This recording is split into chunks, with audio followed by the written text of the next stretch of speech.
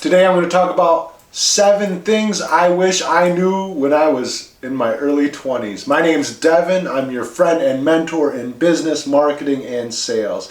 Let's jump right on into it. All right, these are the 7 things I wish I knew when I was in my early 20s. Number 1, delete negative people out of your life. All right, you are what you surround yourself with. The people and the things that you surround yourself with, if it's a bunch of negative energy, you're going to be negative energy, all right? That's just the reality. They did a study recently, I was reading about it, where they were having a group of 5 people just do some menial task for an hour, and they introduced one negative person into these groups. And the people with the negative person in the group, their production, their productivity, their efficiency got cut almost in half. It was about a 40% reduction just by having one negative person in these groups, right? So if you think about it or imagine, I know I don't have to imagine growing up. I grew up in a very poor community, poor household, poor mindset. Every single person in my life was negative, all right? And it was just matter of fact that I was negative myself. So if that's all your whole life, every single person around you is negative and you're not having the outcomes you're wanting to have, like, start there. Extricate yourself, get out of those situations, isolate yourself, get out of that situation, start surrounding yourself with people that have what you want, right? All right, start surrounding yourself with people with a better mindset, with a better attitude. Because these negative people, you ever heard of the crabs in a bucket? Maybe you've seen crabs in a bucket. Look it up, type in crabs in a bucket. All right, well, you know what happens? When crabs in a bucket, one crab tries to climb its way out of the bucket, the other crabs grab onto its legs and try to pull it, they pull it back down. So at the end, no crab ever gets out of the bucket is the moral of the story, right? So you got to delete these negative people out of your life because they may mean well, they may care about you, you might care about them, you may love them, they may be friends, they may be family, they may be close friends, but they're going to drag you down with their negative attitude, their negative mindset, all right? It doesn't mean you have to get rid of them completely out of your life, but it does mean you need to stop spending a majority of your time playing into that negativity, all right? You cannot play the game. It's a game you cannot win, all right? That's why in the 8 steps to success, number one step is positive attitude. You got to have a positive attitude all the time, all right? You got to, especially when you don't have a positive attitude, you got to force it. You got to force it, all right? Because it's so easy to get sucked into those negative attitudes, especially if you're surrounded by people with negativity. It's just going to keep dragging you in. It's like a freaking black hole, right? One rotten apple in a basket of apples makes the entire basket rotten.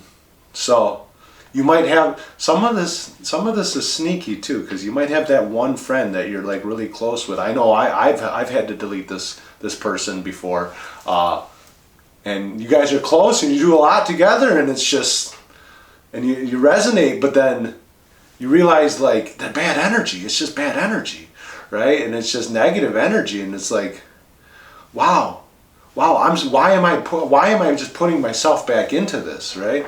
So delete negative people out of your life. Number 2, no one cares if you succeed more than you, all right? People care about you, I'm sure. People want to see you succeed, I'm sure. But are they gonna do everything it takes, no matter what, to make sure you succeed? Are they going to do all the necessary sacrifices and bend over backwards for you to succeed? To make sure you succeed? Think about it.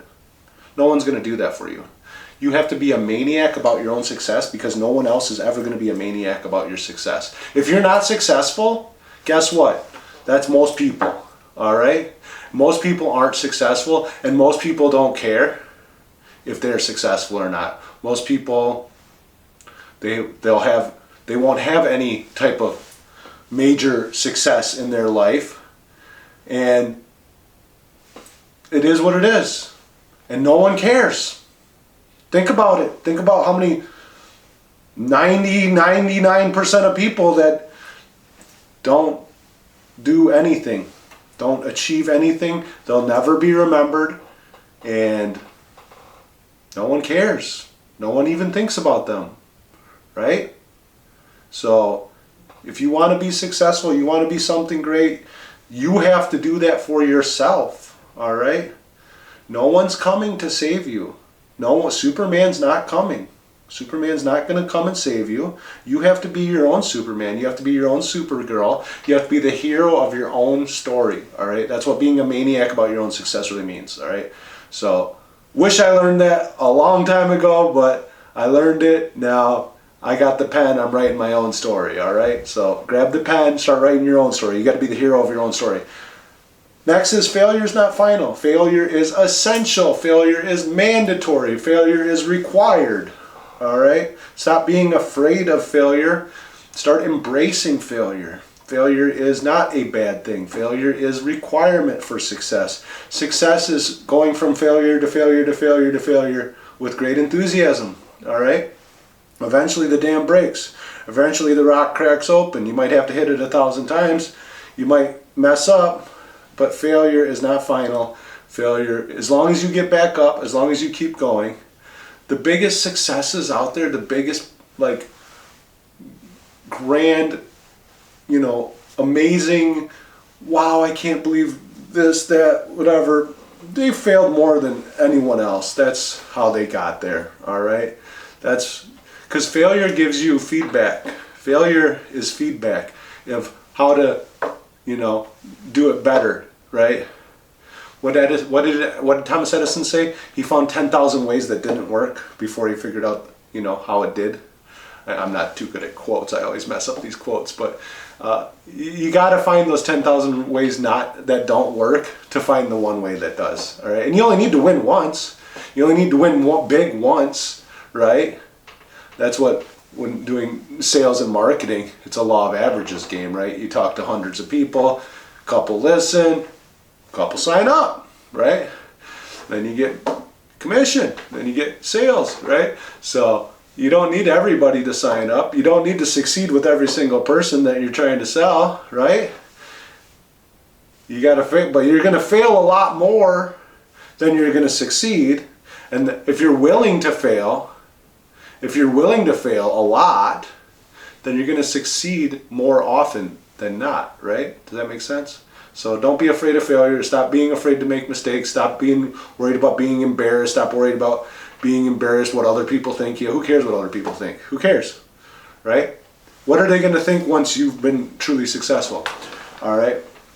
Be loyal to yourself. This is number 4. You have to be loyal to yourself. Don't have this misguided sense of loyalty toward a corporation or toward like a boss or something. Because at the end of the day, they'll drop you, all right? You can give them 10 years, you can give them 20 years, you can give them your whole life, you can give them everything, you can sacrifice for everything, and they will drop you. They will ship the job overseas. It doesn't matter. They'll do whatever they need to do. They'll fire you and then hire a junior at half your pay, and then, or they might even pay the new guy more than you because you've been around for so long, right? So the new guy gets paid more. You've been there for 15 years. They don't care. They don't care. You got to be loyal to yourself, all right? So don't have a misguided sense of loyalty and think it's a two-way street with these corporations and with these businesses. It's just business, all right? This is a big mistake and a big myth a lot of people get sucked into. They think just because they've been loyal, they've made the sacrifices, they put the work in, that they think there's going to be some kind of reciprocation. You've been reciprocated. You got your check every week, or every other week, however you get paid. You already been reciprocated, all right? There's no such thing as loyalty. It doesn't exist in business, all right? So think about it. Be loyal to yourself. Take care of yourself. Do what's best for you, all right? Again, only you are going to do what's best for you. Don't think some big $100 billion company is going to look out for your best interest. It's foolish. It's misguided, all right?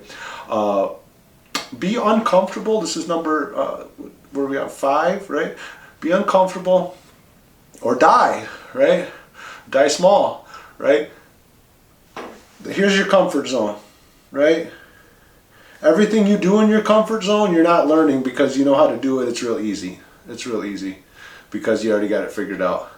You got to get into the unknown. You got to get outside the comfort zone where there's tension, where there's fear, where there's failure, because failure is inevitable when you're outside your comfort zone. It will happen.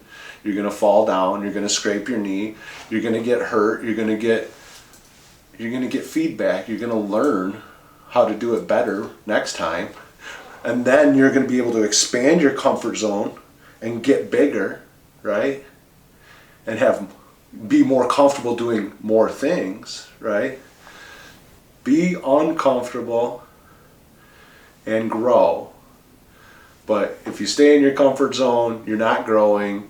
That means you're dying, right? That means you're stuck. That means you're stagnant, right? So, all right, number 6 is count your blessings, not your misery, all right? This is going to be a lot easier once you start deleting those negative people out of your life. But then you got to realize you've been contaminated, all right? You've been focused, and realistically, it's not just the negative people in your life. It's been everything in the world. We've all been programmed to think like this. What's wrong? What's wrong? Fear, fear, fear. That's all the news is this is going wrong. This is going wrong, right? So you got to kind of like extricate yourself from like the negativity of the world, right? You got to like say, remove yourself and start like taking a step back and really looking at life like, hey, I got a lot of things going for me. I got a lot of great things going for me. Maybe you have a problem. Maybe you were in misery so long, you have a problem finding your blessings, right? So start with something as simple as you got food to eat, right? You got fresh air to breathe. You got clean water to drink, all right? I remember when I was young, when I was like 19 years old, I lived in a crummy apartment in a really, really bad part of the neighborhood, and I didn't have access to clean water. Like, I had bad water. And if I wanted to go get water, I had to go buy water, right? And water's supposed to be like, something that you can just turn the faucet on or, turn the shower on and have clean water. So, be grateful for having clean water. Be grateful for having clean air to breathe, right? You have lots of things right now that you can be grateful for, but people have been so focused on their miseries and what they don't have and what, how everything's wrong and it's just like, it's like compounding. And then whatever you look for, whatever you like focus on, you're going to find more evidence of that, right? So, like, for not just your mental health, but like your success, you need to start looking at your blessings and count every single one of them every single day. So instead of you focusing on what everything's going wrong, because the more you focus on what's going wrong, trust me, you can find plenty, right? You're going to find even more, right? Because you're going to find other things. It could be the exact same thing for two different people, where this is a great thing and this is a crappy thing. I've seen it myself. I've been there myself. I've had both perspectives myself, where this is a crummy situation or this is a great opportunity, right? So you got to shift your focus from misery counting to blessing counting, all right? So it's going to take you so much further. And then what's going to happen is you're going to start finding evidence. You're going to find evidence for more blessings and more things to be grateful for, right? Because you're focusing on that, right? So count your blessings. Stop counting your miseries, all right? It's going to set you in like the top 10% of people just by actively doing that alone right there, all right? Number 7 is be kind. It's more important than being right. So being kind is more important than being right, all right? You don't know what people are going through. Sometimes people are rude. Sometimes people are disrespectful. Maybe they're going through hell right now and they don't know how to process and they're just taking it out on you. You just happen to be in front of them during this situation, right? Maybe you tried to pitch them and they're not having it right now because they're going through something awful, right? So just be kind and have empathy and Stop trying to win the argument, all right? The goal is not to win the argument when you're in sales and when you're in marketing and when you're in business. You're not trying to win the argument. The goal is to find the people that it makes sense for. That's it. If you're going to have to sit there and argue with people and prove your point and be right about things, that's not your prospect, all right? So just let that person go. So it's more important just to be kind than instead of worrying about being right, all right? Let's say you do win the argument. Let's say that person, you just made them feel foolish. You made them feel stupid. They're still not going to sign up. Now they're just mad, right? Let's say it's in your regular life, right? Your personal life. You're arguing. You're fighting. You're trying to be right. It's just getting your blood boiling. It's just making you angry. What's the point? What's the point? Let's say you bring the person over to your side. What's the point? You did it. Great job. Now you're both upset. But you proved your point. You are right. Just be kind. It's much more important. It's going to take you a lot further in life. Stop trying to have to always be right. It doesn't matter. Let it go. No one cares. All right? If you truly are right, and you're confident in that, you don't have to sit there and prove your point. And people will be naturally drawn to you and naturally magnetized to you and look up to you and look for your guidance and look for your knowledge and look for your support because you are actually right. Does that make sense? So if you're truly right, stop having to try to prove it, right? Be more focused on being kind, all right? That's going to take you a lot further, and you can actually win more arguments because you're more empathetic, right? When you can actually empathize with another person, even when they're wrong, when they're wrong, if you can empathize with them, that's going to make them more open to receiving what you have to say. So being kind is much more important than being right. All right. Appreciate y'all. Thank you so much for coming down. Please make sure to like, comment, subscribe. I'd love to hear your comments. Let's hear what you wish you knew when you were 20 years old. In your early 20s, what do you wish somebody had told you? What do you wish you had understood or knew back then? Thank you so much for coming by. Love y'all. Let's go make some money.